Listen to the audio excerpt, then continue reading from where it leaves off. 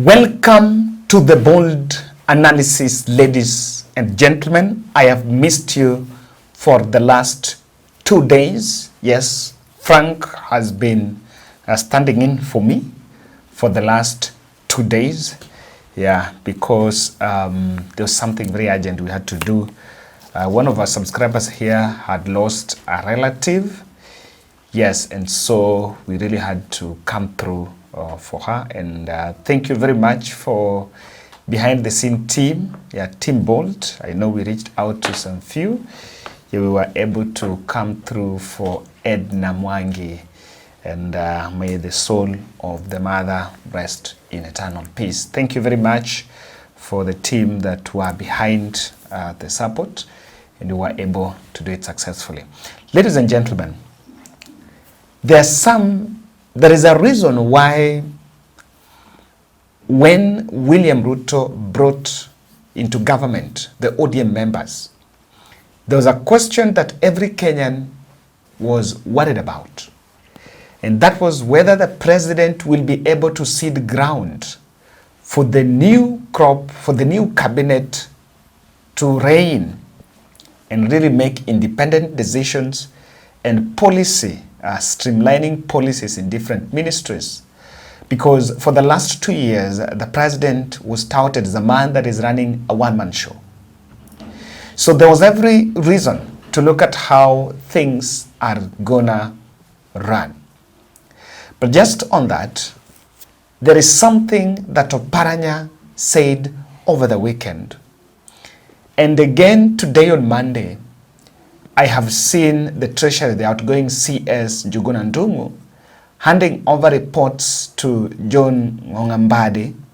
And Mbadi is already asking and begging people that are sitting on some very critical activities that are supposed to be done to pave way. Again, we must be alive to the fact that we are not giving birth to a new Kenya.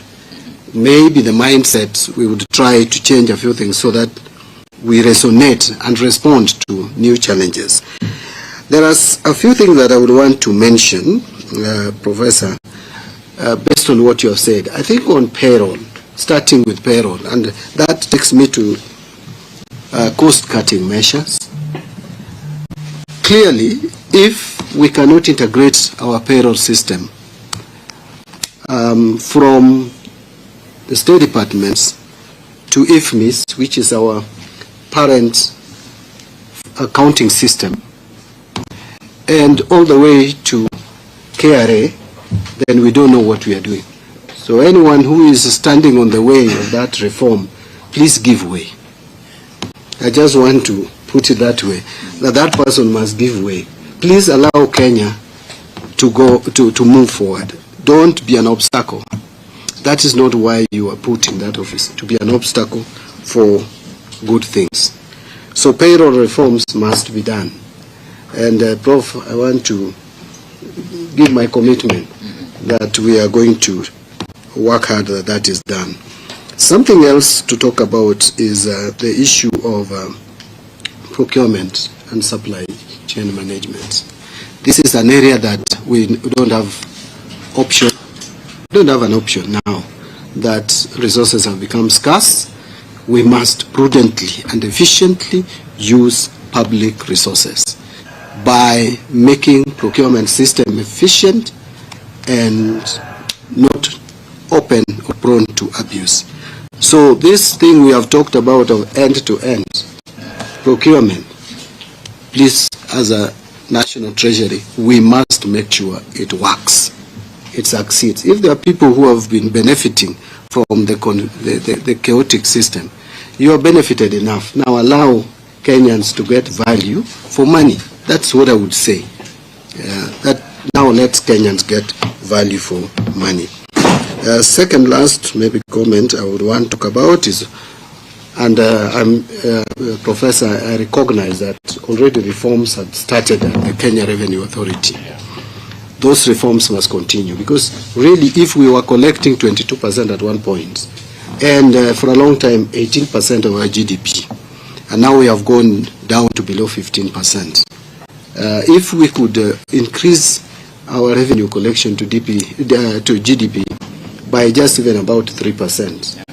I am sure that would give us almost 400 billion shillings additional. And so that would sort out a lot of our problems, bridge the budget deficit, and then we get the country moving.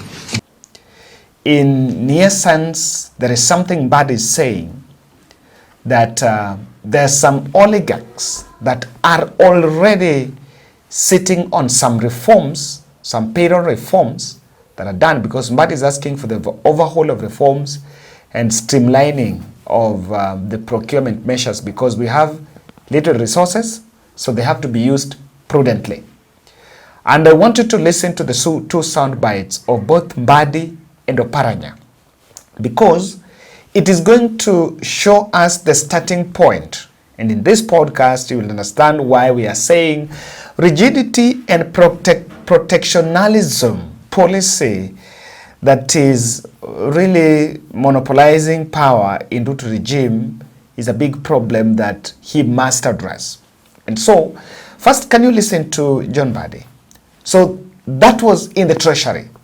And Mbadi is saying, whoever is sitting on that reform, whoever is stopping that reform should cede way so that things happen as they are supposed to be. So things are not that easy. And so I listened to that, and that is the first meeting. That is the first press briefing is making, of course, when they're handing over the report, and is already complaining of some oligarchs. If there is a problem, we've always been saying that the people that President Ruto appointed, formed government with, were his friends. And these his friends formed a ring of looting. So any reform that will challenge their status quo of looting, they will not welcome. So if the new breed of cabinet from the ODM are to effect any changes, then President Ruto has no option but to cede ground and allow that team to run the show. He must give them the independence. If you don't give them the independence and you are not willing to sacrifice cronyism and friendship and partyism, you know, the fact that we come from that party, and villageism, all those manners of favorism, if you're not able to sacrifice that, and if you're not able to allow the ministries to make independent choices and run the programs, then this government is still going to be in a big problem. I'm still seeing the president launching toilets and water taps in the villages, things and projects that should be launched by the CS, probably even the village elders there. And the president wants to be on everything, to be seen as if he's working. So he wants to go there, launch a textbook, go there, launch a desk, go there, launch a classroom. Even projects that are being built by the CDF kitty, the president is launching. So I've always been asking, why is it that other constituencies that are not in good terms with the president, why is it that Babu Owino has not called the president to launch a classroom in Embakasi East? So you're going to ask yourself those very critical questions. And so today, I also want us to listen to Oparanya. Mnajua mimi ni mfanya kazi. Mnajua hivyo? Wale watu ambao wametoka na Kakamega, mnaona ile kazi nilifanya huko. Hao mimi sikufanya kazi. Si nilifanya kazi? Ndio kwa sababu hao wameangalia, wameona huyu mzee anaweza kusaidia kazi. Si ndio? Nitawasaidia. Nitawasaidia, lakini kiwaambia twende njia hii ni wanakataa, mimi nitajiondoa na nirudi kwangu. Kwa sababu ukitaka usaidiwe kazi mpaka ukubali.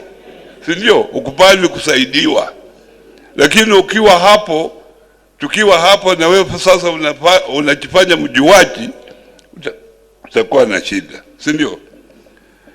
Osotsi na hawa viongozi ambao wako hapa, tumefanya mambo ya chama pamoja kabisa. Aladwa hapa, akishikilia Nairobi, Bwana Osoti akishikilia Vihiga, na mimi nikiwa deputy party leader. Wakati nilitoka katika hiyo cheo cha deputy party leader, niliangalia, nikaangalia. Wengi walikuwa wanataka hiyo, lakini nikasema Osoti huyu amekuwa mwaminifu kwa chama. Nikaambia Raila ule mtu ata replace mimi na Mheshimiwa Godfrey Osoti, na akakubali. Nimeona kule kwangu Kakamega wengine wanalia, hiyo ilikuwa chama yetu, ilikuwa kiti yetu, hiyo deputy party leader ilikuwa ya Kakamega, kwa sababu kwa nini imeenda Vihiga? Hiyo ni upusi. Muluya ni mulu. Oparanya is saying something, and Oparanya is echoing what Raila said in Kibera. Raila said, they came for us begging for help. Begging for help. In fact, let me tell you, I'm very sure, I now understand this language of begging for help. The help, William Ruto called Raila for help. The help William Ruto needed is not on experts, as Raila and Oparanya would want us to believe. The help William Ruto needed is the help of making sure that Raila diehards are not in the streets. They do not join with the brand of the Gen Zs. So that by that, you deflate the protest. That is the help that William Ruto went for. But Raila and the team are saying William Ruto went for expertise. That is not it. In terms of what these two, of what you can read from here, is that the cabinet is asking the president, allow us to be independent and also accept changes. In fact, if we continue acting normally in this abnormal circumstance, then this thing will treat us abnormally, as the late, not the late, oh my goodness, former health CS Mutahi Kagwe said. We are in very challenging times. So for the presidency, if they continue to act normally in this abnormal circumstance, I think the president must agree with me that Kenyans will treat him abnormally. Let me just borrow that from Tai Kagwe. So that is what the ODM CSS are asking. And what Dani is saying, what Oparanya is saying is not far-fetched.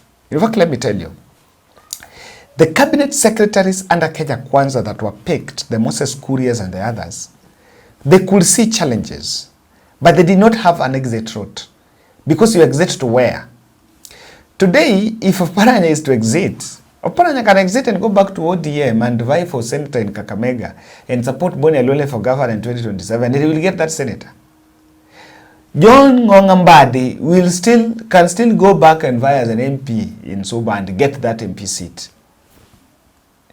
If Joe has a chance of going to vie for senator in Mombasa, he can still make and clinch. The same to Opiyo Wandayi. Opiyo Wandayi can still be the senator of Siaya and even at one point even become the governor if they troop back to ODM.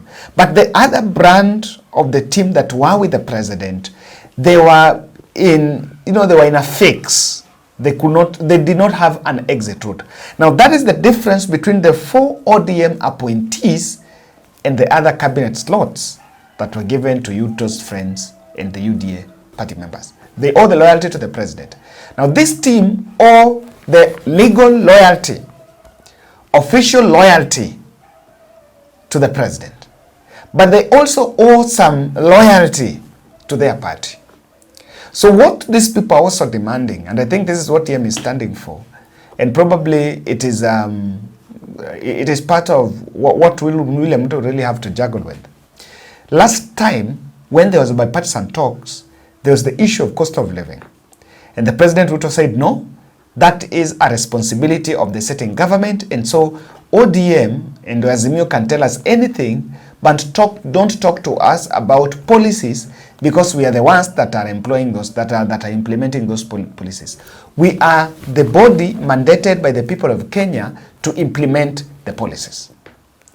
The other thing that is here is very critical, because if the president continues to be rigid and allow the protectionism to continue in Kenya Kwanza, if you will not sit back and leave the rest to crash the cartels, the government is still going to be in a problem. And so, these are my 4 observations why I believe that the president must ensure that the new brand of cabinet from Oparanya, the Oparanya and the Mbadis, must be given the independence of mind to execute their mandates and do what they can effect so that they can be judged. Because there are 4 things that are here.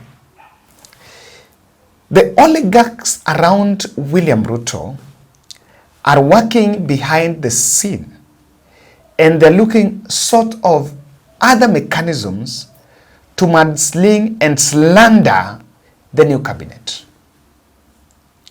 If you hear Mbadi saying whoever is sitting on that reform should pave way, what does that mean? It means that someone is hell-bent somewhere to ensure that that sort of a reform that can happen and give credit to Mbadi does not happen. The reason being, that person wants to slander this team because probably they want to maintain the status quo. Alianza Foundation, someone was telling me that they start foundation in the village, and just before even a deal is sealed, mtu anaanza kujenga foundation, benefika the lintel, then he stops it, then says, and by the time he's starting building, clearly he's not applied for any loan, and his salary is some 70,000 if you ever built. And so this person just knows very well that next month that deal itaiva. And that is why you see when it comes to corruption, they go to it, they do it whether you like it or not, because that is how they budget for it. It is money to be stolen, and it is budgeted for before it even hits the account of the fellows. So there are people around Kenya Kwanza that are out to slander and ensure that the new team fails so that they can justify the previous team that was there. Number 2, if the Mbadis and Oparanyas will not be given the independence, that it will expose the Kenya Kwanza problem of Ruto is the problem. That wewe tunakupatia, we are telling you how things should be done, but you don't agree or rather you don't accept, and that is why things are not working. So Ruto must be able to shed the narrative that he is the person, he is the author of his downfall. That is one thing that will come out clearly, that President Ruto is the author of his own downfall. And to avoid that is to ensure that if there is divergent opinion as to what is being done, you must ensure that you can also listen to the others. The second thing, the new brand of cabinet are also politically aligned.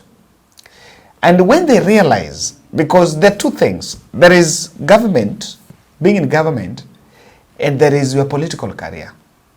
When they realize that hanging around Ruto is going to kill their political careers, looking at how the ground is shifting and realignment, they may also look for opportunity of exit.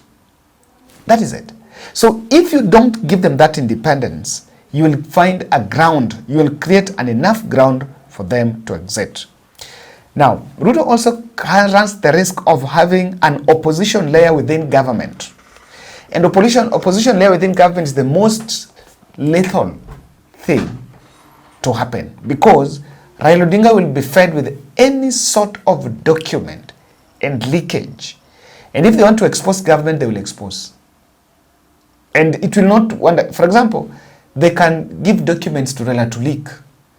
After Raila leaks that document, then Ruto and the team start saying that the people we brought in government as well. In fact, let me tell you, The leakages might not even come from these ministers, but those oligarchs will be leaking documents out in public, those that are supposed to be regarded as secret documents. Then from that, they slander the new cabinet, and they can then be hounded out of office last time. Because one thing William Ruto can see, I can tell you, is the very last minute after orchestrating the downfall of the Mbadis, the other thing he will do, he will create them as failures, then bring in the UDA founders to finish term and say, we are finishing strong. The third thing is cartelism. The cartels can thrive only if William Ruto allows them. But if you allow the CS to remove a director who is not working, then that's the best way to kill cartelism. So the message from Mbadi and Oparanya in those two soundbites are very critical, and I think someone should tell the president the right thing. Thank you.